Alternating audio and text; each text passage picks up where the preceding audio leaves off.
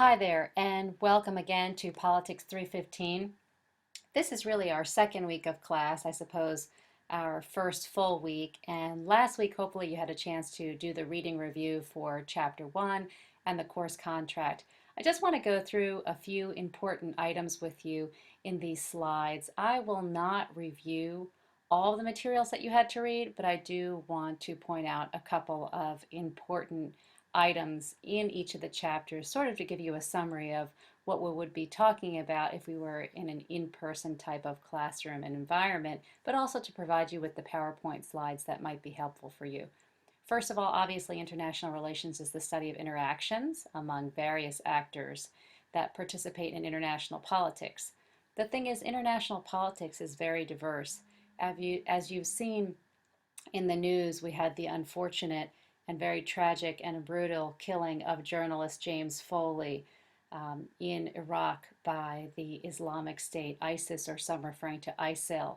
Um, the question really is, who are the actors? And if we look at the actors in that one very tragic and sad example I gave you, you see an individual. Okay, individuals are listed in our actors there. But you also see an NGO, a non-governmental organization. That's ISIS, the Islamic State, or ISIL, depending. Um, a lot of times, and I'm sort of starting counterintuitively, traditionally we've looked at international relations through the lens of the state. And of course, you know from reading chapter 2 that the state system started with the end of the 30 Years' War, which gave essentially the ability of northern aristocrats the ability to govern their own territories with their own religion. In other words, a pulling back or pulling out of the Holy Roman Empire of the northern European system that was on the heels of the Great Schism with Martin Luther in the later 1500s. So I say this that at 1648, traditionally in international relations, the state system it has began, let's just say, and those were the units of analysis: states meaning countries, Germany, France, the United States, um, that are normally what we talk about in international relations. But I noticed that probably this week you've watched the news and you've thought, gosh, this horrible slaying of this journalist, this man, James Foley, really does impact international relations, but I don't understand why, because he's not a country, nor is ISIS. And so these are the conundrums that we face in a new political world where non-governmental organizations like ISIS have taken on powerful roles that impact policy, and unfortunately for the negative. And that one man, James Foley, this individual, can make a big difference in the policy of the US and of the response to his slaying from other countries, like, for example, the United Kingdom. So when we look at actors in the international system, various perspectives will have an emphasis on different actors. Some will emphasize states, mostly realists do that, and liberal institutionalists. Some will emphasize nations. Now, nations are tricky, right? Because nations are groups of people that, let's just say, hold common language, culture, history, values, principles, religion. Think Kurds, think Jews, etc. Um, and but they may not have a state. There could be stateless nations like the Kurds. Intergovernmental organizations are those like the United Nations or the North Atlantic Treaty Organization, NATO. NATO is the collective security organization that responded to the war in Afghanistan through Security Council resolution in 2001, for example. Non-governmental organizations are traditionally what we think of not as ISIS, but as principled actors for the good, right? But we can't put our own normative beliefs on NGOs. A lot of times we think of Greenpeace or Amnesty International, and they are non-governmental organizations. But of course, in today's political climate, it's important to point out that NGOs are also organizations that are crime organizations, for example, drug trafficking organizations or ISIS. Of course, it goes without saying, multinational corporations are extremely important in international politics. Look at the role of, let's say, extractive industries like ExxonMobil, okay, or BP and the BP oil spill a couple of years ago in the United States and the Gulf of Mexico. Social movements are movements of individuals around principled or normed issues. Social movements could include environmental movements. They could include suffrage or voting movements. They could include youth movements, for example, in the Middle East in the Arab Spring. Think of all the young people out there protesting for change. And then, of course, I mentioned individuals, but not only in the tragic case of James Foley, but also individuals in the case of Mahatma Gandhi, or, for example, presidents, Barack Obama or George W. Bush or David Cameron, prime ministers. Okay? So there are different actors in the international system, and I just want you to think about those actors. What is theory? Theory is a way for us to think logically, to think about what underpins what is the basis of our perspectives, okay? They provide an analytical framework or a worldview, um, and they guide our policy making in many cases. And the theories that you read about and the theories that you see implemented traditionally are liberalism versus realism, right?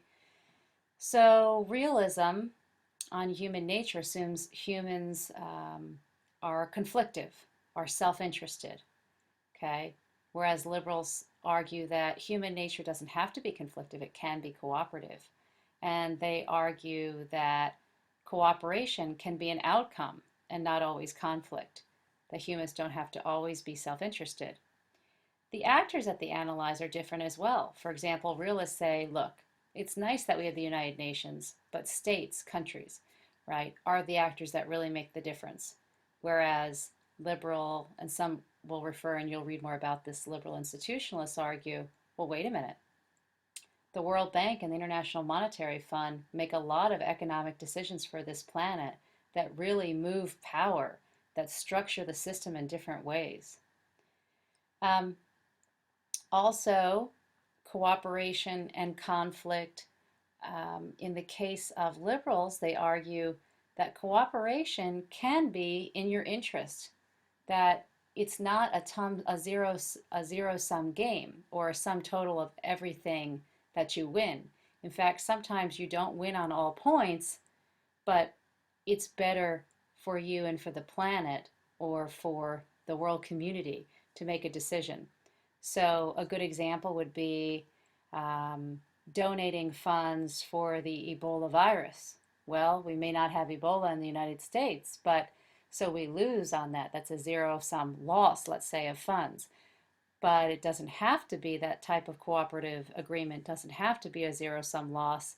It could be in our best self interest to cooperate, or we, in fact, could have Ebola virus in the United States. But there's also other theories, and those are constructivism and some more radical theories that we'll go on to talk about throughout the semester. Just to give you sort of an inkling, constructivism argues that the social composition of the international system is really important.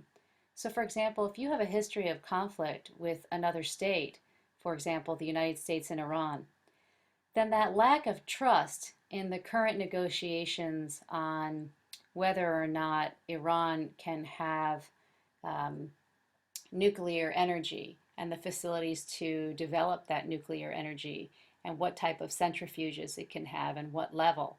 Um, that's a level of trust. And if you think about different iterations of negotiations with the Iranians since 1979, they have been relatively negative.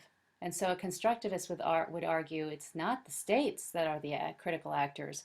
In fact, it's not even the international organization or conflict or cooperation.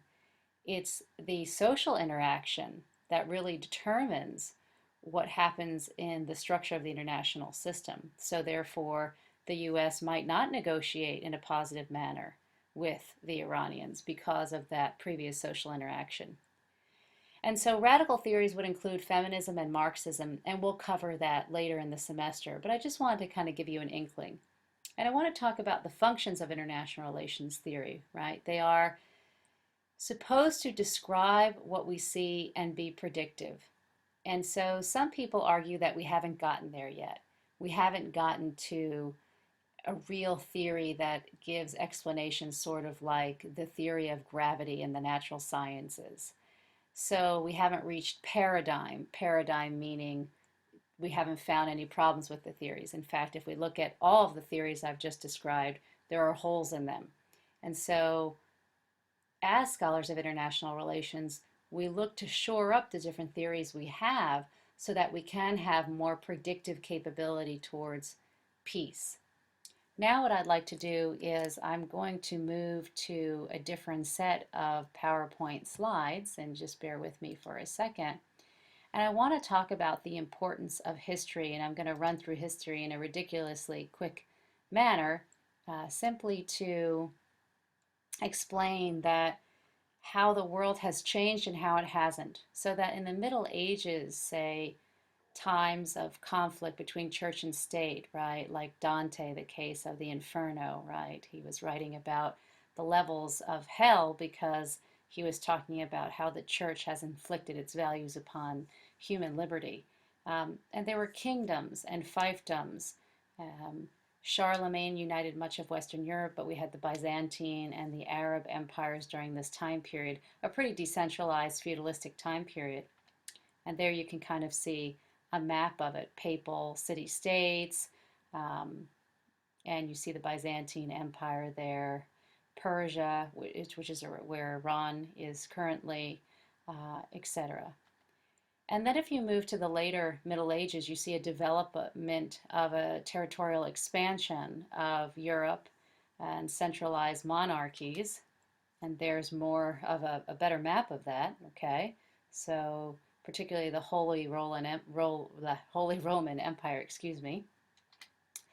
And then we move, there is Machiavelli. And then we move towards a period of enlightenment after the 30 Years' War and the Treaty of Westphalia, ushering in state sovereignty and territories and ending sort of the reign of the Holy Roman Empire. I bring this up because it's also during this time period that our look at capitalism and Adam Smith and self-interest and maximizing benefits comes into play, and the thoughts of individual liberty of John Locke and Hobbes and Jean-Jacques Rousseau. It was during this time period that sovereignty and popular sovereignty and nationalism develops. 1789, the French Revolution; 1776, the United States Revolution. We usher in, after the Napoleon defeat in 1815, a period of quote unquote relative peace, which we call multipolar peace. And then we usher in the tragedies of World War I and the tragedies of World War II and the millions that were lost. And then we usher in the Cold War. And in today's time period, we are in the post-Cold War period, okay?